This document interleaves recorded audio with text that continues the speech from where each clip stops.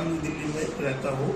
मेरे को 2 साल से कुछ डकार आने की, जिसे बर्पिंग कहते हैं, ऐसी प्रॉब्लम थी।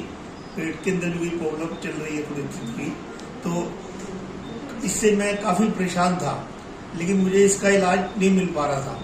तो इस बीच मुझे मालूम चला कि एक्यूपंक्चर नाम से भी कोई ट्रीटमेंट होता है। तो उसके बारे में मैंने यूट्यूब पे सर्च किया, तो डॉक्टर लोहिया क्लिनिक के बारे में मालूम चला, जो कि पटेल नगर में है।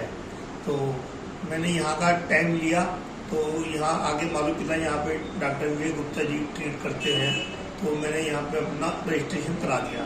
रजिस्ट्रेशन कराया, और उसके 3-4 दिन बाद तो मेरे को कोई 30-35% का आराम पड़ा, लेकिन धीरे धीरे वो ठीक होता गया।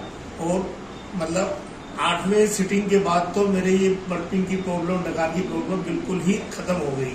अब मैं बिल्कुल ठीक हूँ, और डॉक्टर विवेक गुप्ता का, डॉक्टर लोहिया साहब का तहे दिल से धन्यवाद करता हूँ। Thank you.